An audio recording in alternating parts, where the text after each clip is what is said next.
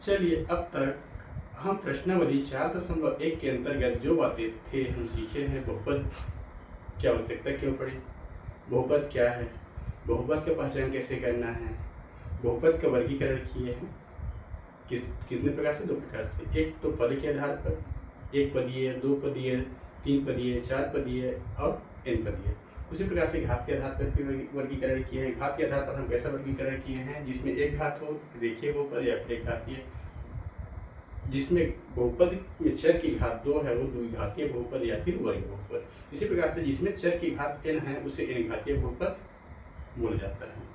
उसके साथ साथ बहुपद में चर के गुणांक कैसे पता करते हैं, बहुपद के घात कैसे पता करते हैं। आशा करता हूँ इतना जो हम अध्ययन किए हैं अब तक के वो क्लियर हो गया होगा।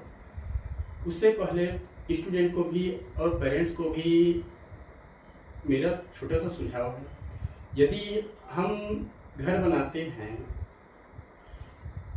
तो ध्यान देते हैं कि अच्छा घर बनने के लिए हमारा बाहरी आवरण पर्याप्त नहीं होता है, उसके लिए हम नींव को भी मजबूत तैयार करते हैं। क्योंकि हमारे घर की उम्र लंबी हो, टिकाऊ हो, मजबूत हो। उसी प्रकार से यदि विद्यार्थी जो शिक्षा के क्षेत्र में अपना उज्जवल भविष्य की कामना करते हैं वो सिर्फ परसेंट लाने या फिर पास होने की दृष्टि से न पढ़े, उसे 9th पढ़ रहे हैं तो ये जानकारी होना चाहिए 9th पढ़े हैं तो 9th में क्या क्या है, भावी भविष्य में इसका क्या उपयोग है। यदि हमारा 9th का बेस क्लियर है तो हम आगे अच्छा परफॉर्मेंस कर सकते हैं। क्योंकि जो भी हमारा फंडामेंटल सब्जेक्ट है, शिक्षा के क्षेत्र में हम आगे जाना चाहते हैं तो हमारा जो 9वीं से 12वीं तक के पाठ्यक्रम है, चाहे सब्जेक्ट कोई भी हो, वो महत्वपूर्ण है। ठीक है, इस कारण से आप लोग पास होने के उद्देश्य से या फिर परसेंट लाने के उद्देश्य से न पढ़कर सिर्फ अध्ययन के उद्देश्य से पढ़ना है और कोई भी सब्जेक्ट को रटना नहीं है, सिर्फ समझना है और खेल खेल में पढ़ना है। चलिए अब कंटिन्यू करते हैं। ओके, अब आज का क्लास है हमारा क्या, बहुपद का शून्य, उसे इंग्लिश में बोलते हैं जीरोस ऑफ पॉलिनोमियल। चलिए सबसे पहले जानते हैं हमारा नया शब्द है क्या, शून्य। शून्य क्या होता है, जैसे पालनकर्ता को क्या बोलते हैं, पालक, शिक्षा देने वालों को शिक्षक।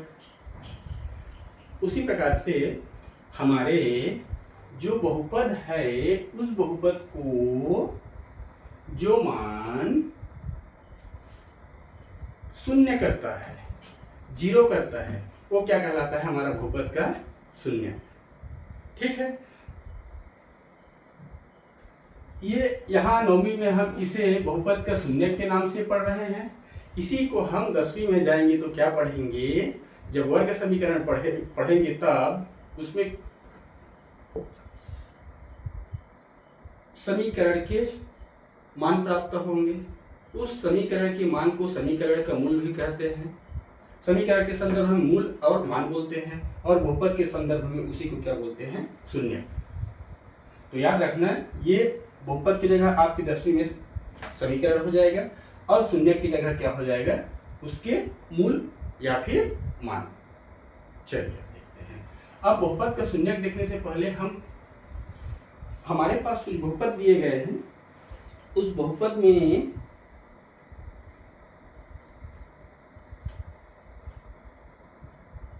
हम कुछ मान ज्ञात कर लेते हैं। जैसे बहुपद हमारे पास दिया गया है प्रश्नावली 4.2 का प्रश्न नंबर 2। प्रश्न नंबर 2 क्या बोला है, निम्नलिखित प्रत्येक बहुपद के लिए P1 बहुपद के लिए P0 P1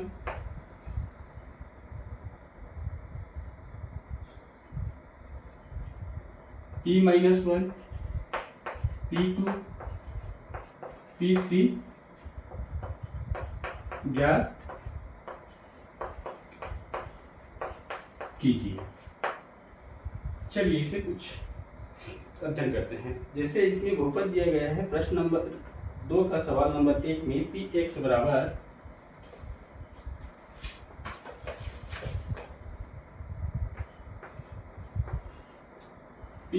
बराबर 4x³ माइनस 2x वर्ग माइनस 3x धन 2।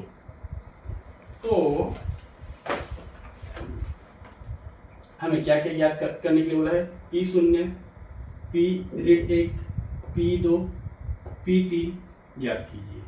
तो हमें P का मान ज्ञात करना है। कब? x की जगह क्या रखा है यहाँ पर? 0। तो इस बहुपद में हम क्या रखेंगे? x की जगह 0। यहाँ P का मान ऋण 1 दिया है, तो यहाँ x की जगह क्या रखेंगे? ऋण 1। यहाँ P का मान 2 दिया है, तो x की जगह क्या रखेंगे? 2। चलिए करते हैं, फिर क्लियर हो जाएगा। ओके, तो सबसे पहले हमें ज्ञात करना है P0।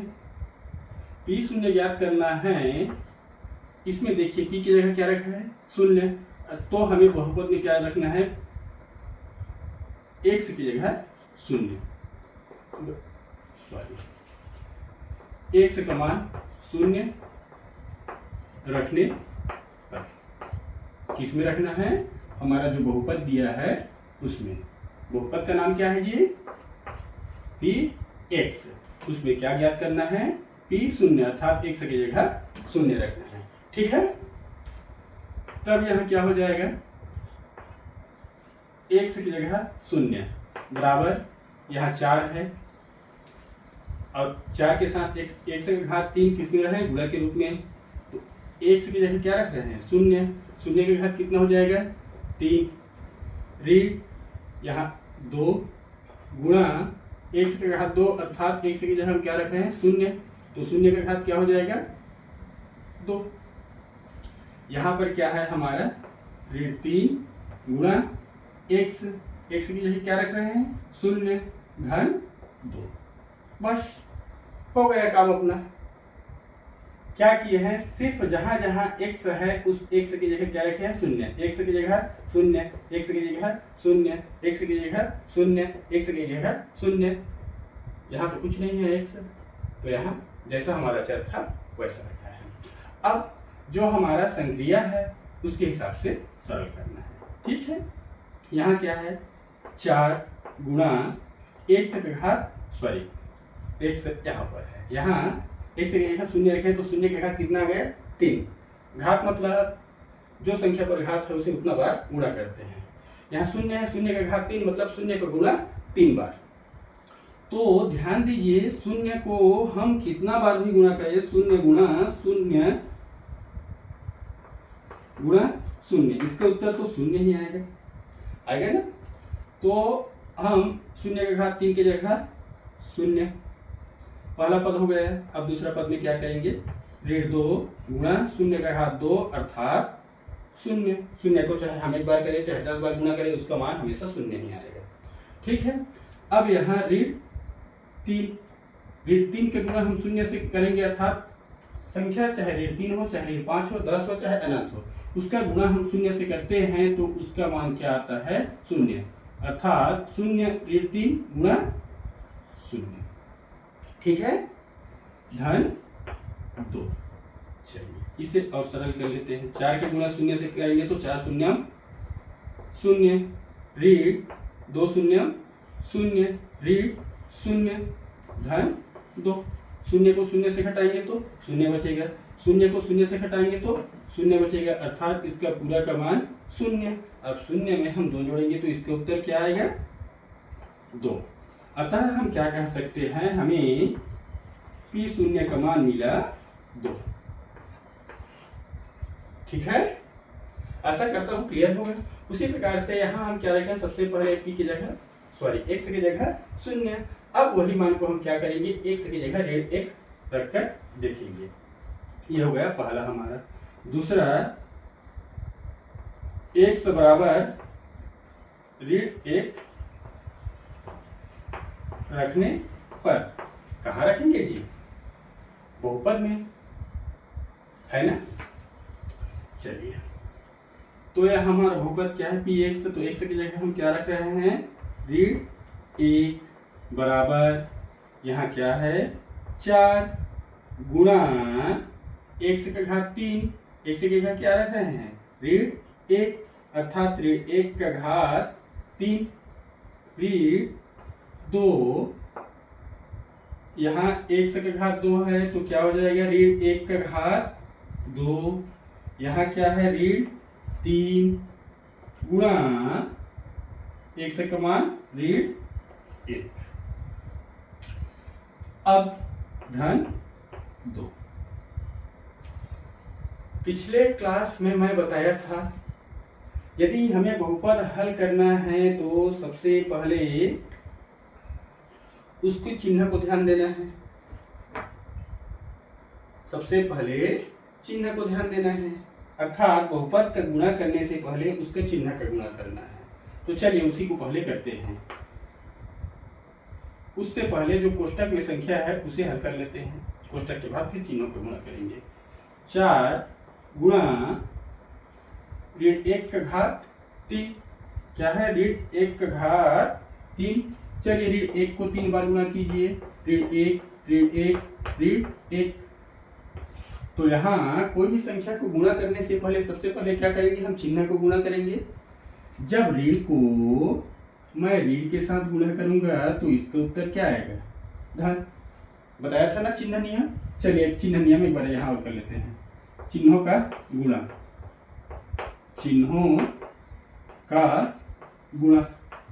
चिन्हों का गुणा में हम क्या किए थे, जब धन चिन्ह का गुणा धन चिन्ह से करेंगे तो उत्तर में क्या आएगा, धन। ऋण चिन्ह का गुणा धन चिन्ह से करेंगे तो उत्तर में ऋण। धन चिन्ह का गुणा ऋण चिन्ह से करेंगे तो उत्तर में ऋण। और ऋण चिन्ह का गुणा ऋण चिन्ह से करेंगे तो उत्तर में क्या आएगा, धन। अर्थात यहाँ एक चीज और अवलोकन कर पा रहे हैं, जब धन और धन का गुणा करते हैं तो धन आ रहा है। एक बार ऋण और एक बार धन का गुणा करते हैं तो उत्तर ऋण आ रहा है। एक बार धन और एक बार ऋण का गुणा करते हैं तो उत्तर ऋण आ रहा है। ऋण और ऋण का 2 बार गुणा करते हैं तो धन आ रहा है। अर्थात ऋण एक बार लिए हैं तब ऋण, एक बार लिए हैं ऋण, ऋण को 2 बार लिए हैं मतलब धन। इसी को हम व्यापक रूप में भी लिख सकते हैं। ऋण को यदि हम एक बार गुणा करें तब ऋण आएगा, 2 बार गुणा करें तब धन आएगा, 3 बार गुणा करें तो ऋण, 4 बार करें तो धन, 5 बार ऋण, 6 बार धन, 7 बार ऋण, 8 बार धन, 9 बार ऋण और 10 बार करेंगे तो धन। अर्थात ऋण को हम सम टाइम गुणा करें तब क्या आएगा, चिन्ह धन। यहाँ ऋण एक बार भी नहीं हो रहा है, एक बार नहीं हो रहा है मतलब 0 बार हो रहा है, मतलब ये भी सम टाइम हुआ मतलब धन धन। और विषम टाइम एक बार, 3 बार, 5 बार, 7 बार, 9 बार करेंगे तब ऋण। सम टाइम में ऋण चिन्ह का गुणा धन, विषम टाइम में ऋण। चलिए इस उदाहरण की मदद से करते हैं। ऋण और ऋण गुणा करेंगे तब धन, धन और ऋण गुणा करेंगे तब उत्तर में क्या आएगा, ऋण। कितना बार हुआ डायरेक्ट देखें तो 1 2 3 बार गुणा कर रहा है तो हमारा क्या चिन्ह आ रहा है, ऋण। ठीक है, ध्यान रखना है। आप लोगों का गणित पढ़ना चाहते हैं तो जीवन भर काम आएगा। ओके, ऋण का गुणा 3 बार तो इसका उत्तर क्या गया, ऋण 1। अब यहाँ ऋण 2 गुणा ऋण का गुणा 2 बार हो रहा है, घात 2 है मतलब ऋण का गुणा 2 बार।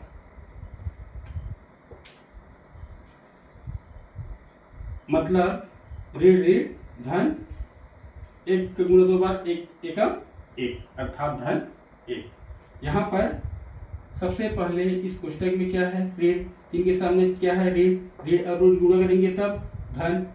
और यहाँ पर अब संख्या का गुणा 3 का गुणा 1 से, 3 एकम 3। लास्ट पद क्या है हमारा 2। चलिए हम इसे सरल करते हैं। 4 के सामने ऋण, 4 के सामने चिन्ह क्या है, धन धन।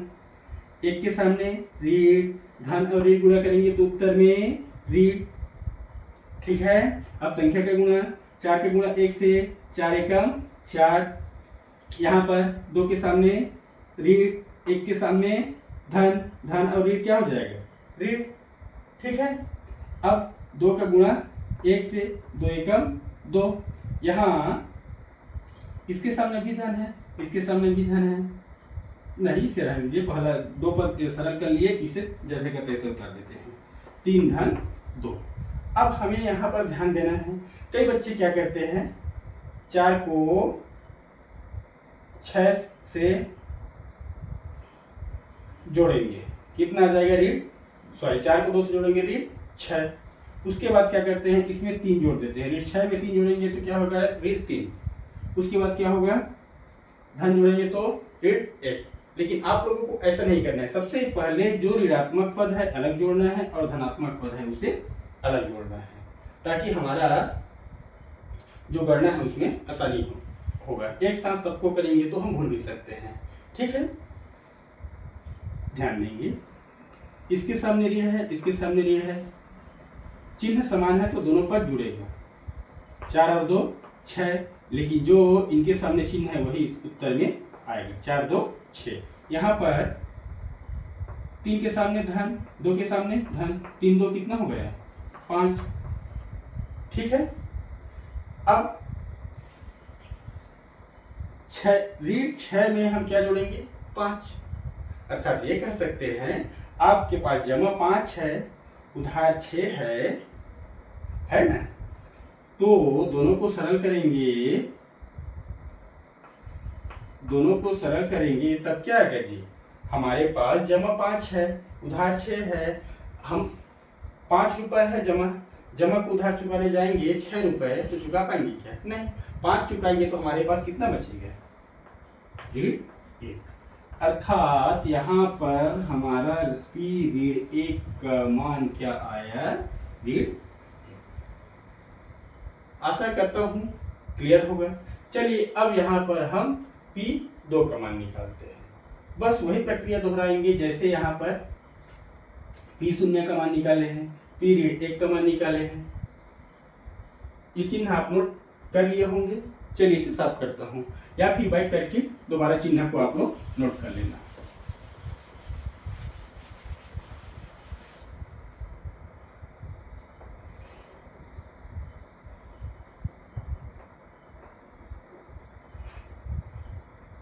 अब हम क्या निकालेंगे, 1 की जगह 2 रखेंगे, तब हमारा क्या निकलेगा,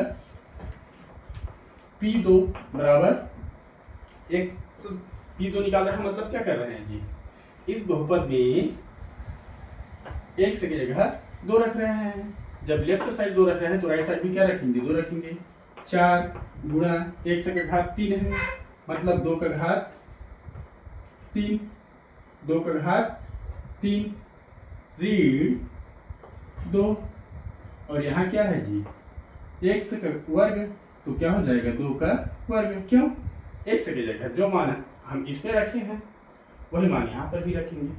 ठीक है, फिर तीसरा पद है क्या हमारा, ऋण 3x, x की जगह क्या रख रहे हैं 2, फिर धन 2। चलिए अब इतना मान आप लोग रख लिए ना, तो आप लोगों का आधा सवाल हल हो गया। अब कुछ नहीं करना है, इसे सरल बस करना है।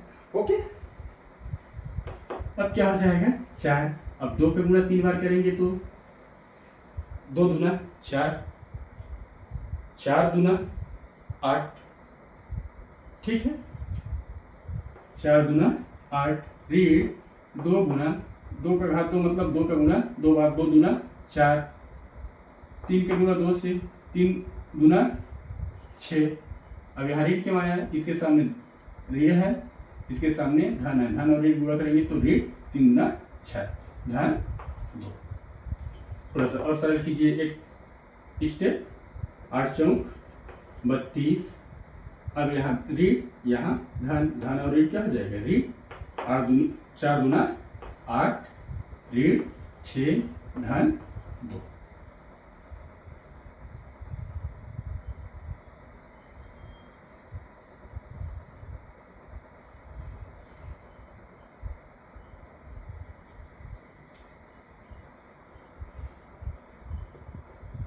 चलिए अब सरल करते हैं। 32 हमारा धनात्मक है, 2 धनात्मक है, 32 और 2 कितना हो गया? 34। 8 ऋणात्मक है, 6 ऋणात्मक है, 8 6 14। और इन दोनों के सामने जो चिन्ह उसे रख दीजिए जी। अब सरल करेंगे तो क्या हो जाएगा? 34 से 14 घटा रहा है मतलब 20, अर्थात हमारा P2 का मान क्या निकल गया? 20। अब चौथा और आखिरी क्या है हमारा? P3। P3 अर्थात हम क्या करेंगे? एक से की जगह 3 रखेंगे, तब हमारा क्या आएगा बहुपद? P3 बराबर 4 गुना x का घात 3 अर्थात 3 का घात 3 ऋण 2 गुना x का घात 2 मतलब 3 का घात 2 ऋण 3 x की जगह 3 धन 2। अब कुछ नहीं करना है, सरल बस करना है। 4 3 का गुणा 3 बार, 3 किया 9, 9 किया 27 गुणा 27 ऋण 2, 3 का घात 2 मतलब 3 किया 9। अब यहाँ इसके सामने ऋण, इसके सामने धन, धन और ऋण गुणा करेंगे तब क्या हो जाएगा? ऋण 3 किया 9 धन 2। अब थोड़ा सा और सरल करेंगे तब क्या हो जाएगा? 27 के गुना 4 बार। चलिए पहाड़ा नहीं पता, यहाँ कर लेते हैं। 27 गुना 4, 4 सत्ते 28, 28 का 8 हासिल आया तो 4 गुना 8, 8 2 10 अर्थात 27 चौक 108 ऋण, इसके सामने ऋण, इसके सामने धन, धन और ऋण गुणा करेंगे तब ऋण 9 गुना 18 ऋण 9 धन 2।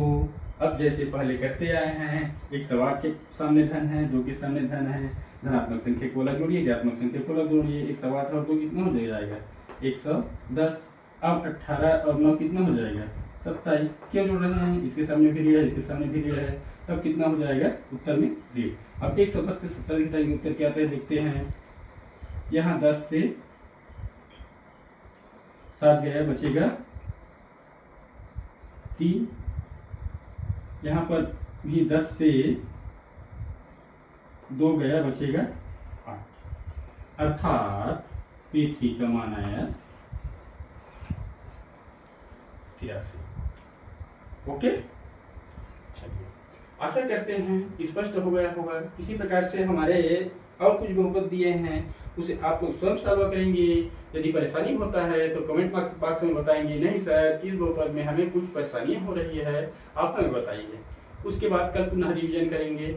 ओके, चलिए अब जिस विषय में हम चर्चा कर रहे हैं उसे करेंगे बहुपद का शून्यक। लेकिन सबसे पहले आप लोग इस बहुपद को सरल करेंगे तो ध्यान रखना, सबसे पहले चिन्हों का गुणा करेंगे, वो महत्वपूर्ण है। ठीक है,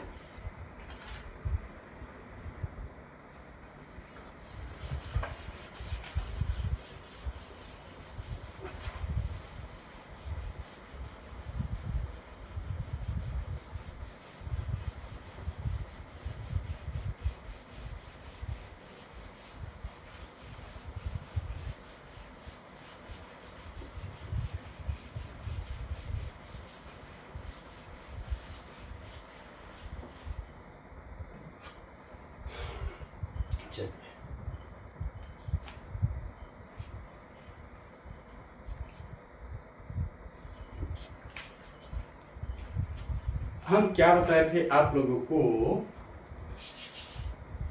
बहुपद का शून्यक, अर्थात ऐसा राशि जो बहुपद को शून्य करे वो हमारा क्या है? शून्य। उदाहरण के लिए हमारे पास एक बहुपद है Px बराबर x ऋण 4। तो आप लोग बताइए इस बहुपद में हम कौन सी राशि रखें जिससे इसका मान शून्य हो जाए? इसके करने का 2 विधि है। एक तो आप 7वीं 8वीं में समीकरण पढ़ चुके हैं, समीकरण विधि, और दूसरा है अवलोकन विधि। ठीक है, अवलोकन विधि में क्या करेंगे? चलिए रख के देखते हैं। x की जगह 1 रख के देखते हैं, एक से 4 घटाएंगे तो क्या आएगा हमारा ऋण 3। क्या एक से की जगह एक रखने पर शून्य प्राप्त हो रहा है? नहीं, मतलब एक हमारा शून्य नहीं है। चलिए अब एक से की जगह 2 रख के देखते हैं। 2 से 4 घटाएंगे तो क्या आएगा ऋण 2, अर्थात 2 भी हमारे बहुपद को शून्य नहीं कर रहा है, मतलब ये भी शून्य नहीं हो सकता। उसी प्रकार से एक से की जगह चलिए अब 3 रखेंगे तो 3 से 4 घटाएंगे तो ऋण 1 आएगा। 3 से 4 घटाएंगे तो क्या आएगा ऋण 1। ये भी हमारा शून्य नहीं कर रहा है, मतलब ये भी हमारा शून्य नहीं है। लास्ट टर्म क्या कहते हैं 4 एक से की जगह 4 रखे, 4 से 4 घटा रहे हैं तो हमारे बहुपद को क्या कर रहा है? शून्य कर रहा है। क्या कर रहा है? शून्य कर रहा है ना? मतलब ये हमारा 4 क्या है? बहुपद का शून्य है। ये तो हो गया हमारा अवलोकन विधि, लेकिन हम अवलोकन विधि से करेंगे तो थोड़ा सा ज्यादा समय लगेगा। इससे अच्छा आप लोग थोड़ा सा समीकरण पढ़े हैं ना, तो समीकरण विधि से करेंगे फिर आसानी से, ठीक है। चलिए अब दूसरा विधि हम समीकरण विधि करते हैं। समीकरण में क्या करते हैं जी, मान लेना आप लोग जो बहुपद लिए हैं वो एक क्या है, मान लो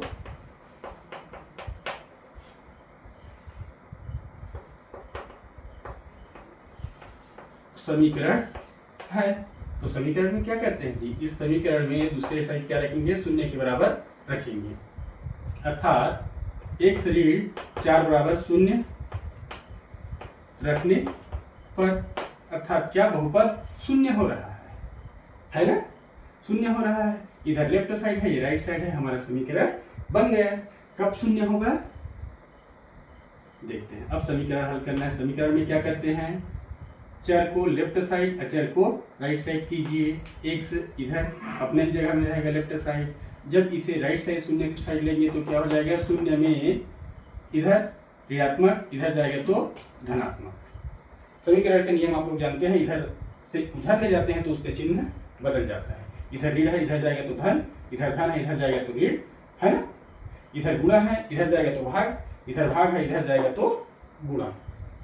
ओके, अर्थात हमारा शून्य में 4 जोड़ेंगे तो 1 से बराबर हमें क्या मिल जाएगा 4। ठीक है, ये शॉर्टकट विधि है और सुंदर विधि है, आसानी से हल कर सकते हैं। अब हमारा बहुपद का शून्य क्या आ गया 4। अब चलिए देखते हैं यहाँ पर x की जगह 4 रख के हमारा बहुपद का मान शून्य आ रहा है कि नहीं। x की जगह क्या रखे 4, 4 से 4 घटा दिए, बस मिला शून्य। अर्थात हम ये कह सकते हैं क्या, हमारा बहुपद px बराबर x ऋण 4 का शून्य क्या हो जाएगा, शून्य 4 है। ठीक है, उसी प्रकार से चलिए एक उदाहरण और करते हैं। जैसे px बराबर क्या हो गया है, x ऋण करनी 3। ठीक है, समीकरण विधि से करते हैं। क्या करेंगे, इसे शून्य के बराबर रखेंगे, अर्थात x ऋण करनी 3 बराबर शून्य। अब सरल करेंगे तो क्या हो जाएगा, समीकरण हल कर रहे हैं, चर को लेफ्ट साइड, अचर को शून्य साइड ले जाइए। ऋण का क्या हो जाएगा धन करनी 3। अब सरल करेंगे तो क्या हो जाएगा, x बराबर शून्य करनी 3 में जोड़ेंगे तो क्या हो जाएगा करनी 3। अर्थात यहाँ पर हमारा बहुपद का मान क्या प्राप्त, सॉरी बहुपद का शून्य क्या प्राप्त हुआ, करनी 3। ठीक है, चाहे तो आप मान रख के देख लीजिए। यहाँ पर बहुपद हमारा क्या है, px बराबर x ऋण करनी 3। x की जगह करनी 3 रखिए, शून्य आ रहा है कि नहीं,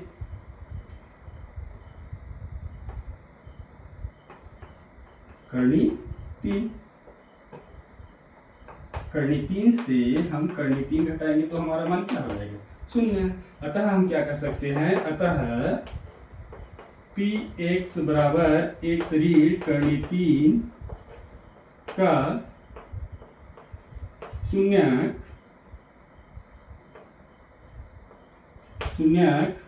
करनी 3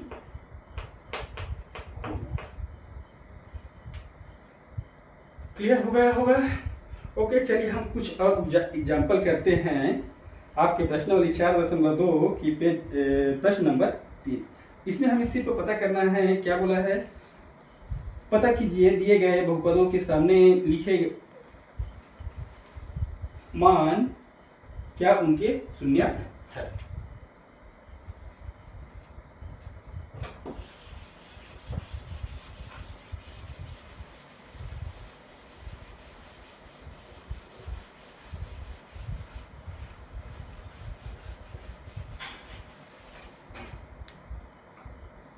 प्रश्न नंबर 3 के सवाल नंबर 1 क्या दिया है, px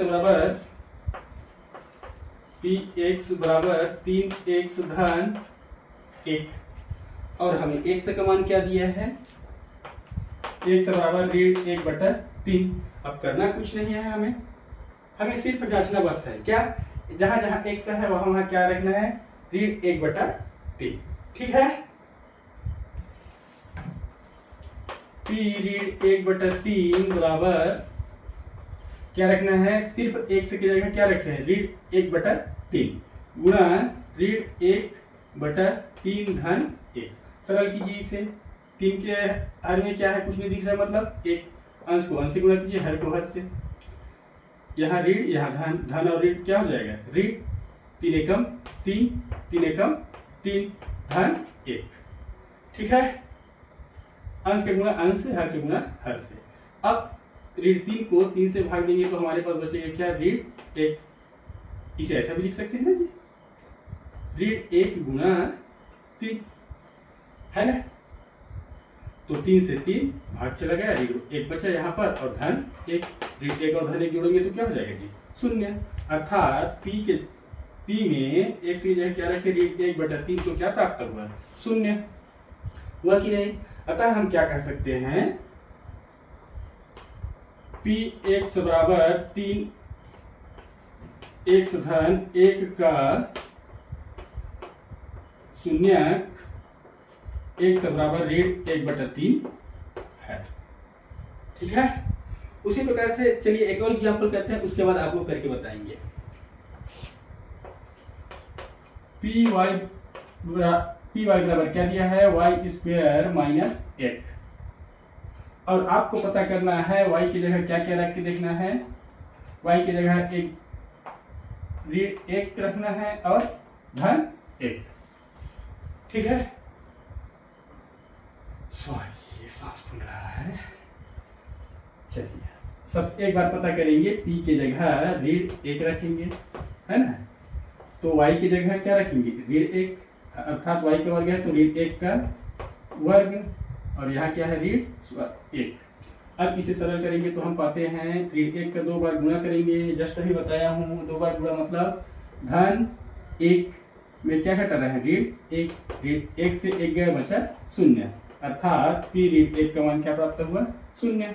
यहाँ भी 0 प्राप्त हुआ है, मतलब हम क्या कह सकते हैं, ऋण 1 हमारा इस बहुपद का शून्यक है। उसी प्रकार से अब हम क्या करते हैं, p की जगह यहाँ ऋण 1 तो रख लिए हैं, अब यहाँ 1 रख के देखेंगे, इस बहुपद में y वर्ग की जगह 1, अर्थात y का वर्ग है तो 1 का वर्ग ऋण 1, सरल करेंगे तो 1 का घात 2 है, मतलब 1 का गुणा 2 बार, 1 एकम 1 से ऋण 1, सरल करेंगे 1 से 1 गया मतलब 0।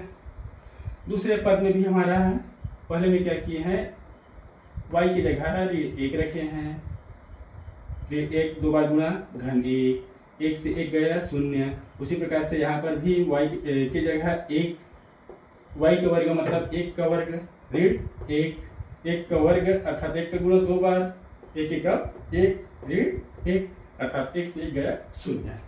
उसी प्रकार से जिस हिसाब से ऋण 1 y वर्ग ऋण 1 का शून्यक है, उसी प्रकार से 1 भी y वर्ग ऋण 1 का शून्यक है। आशा करता हूँ आप लोगों का डाउट क्लियर हो गया होगा, पता चल गया होगा कि शून्यक क्या है, शून्यक को पता लगा सकते हैं। ठीक है, यदि हमें यह भी पूछे शून्यक कैसे पता करते हैं तो यहाँ पर बताए हैं। ठीक है, ओके। अब कुछ प्रश्न आप लोगों के लिए है, आप लोग कमेंट में बताएंगे इसके उत्तर। ठीक है, समझ में नहीं आया फिर बताना, नहीं सर समझ में नहीं आया है, और सरल कीजिए, समझ में आ गया होगा तो कमेंट में उत्तर देना है। ठीक है, चलिए प्रश्न लिख लीजिए, इसका उत्तर आप लोगों को पता करना है। कुछ सवाल दे रहा हूँ, उसका शून्यक पता करके बताना है।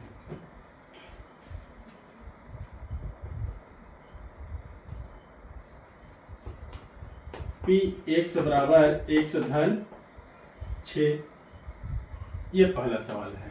क्या याद करना है? शून्यक, शून्यक, शून्यक ज्ञात कीजिए। दूसरा है पी एक्स बराबर एक्स ऋण 6। तीसरा सवाल है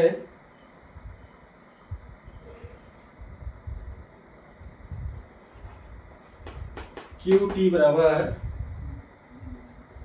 1/2 टी ऋण 2/3। और चौथा सवाल है पी एक्स बराबर करनी 5 ऋण एक्स। आशा करता हूं आप लोग इसका उत्तर अवश्य देंगे कमेंट में। Okay, good bye. आज क्लास यही रोकते हैं।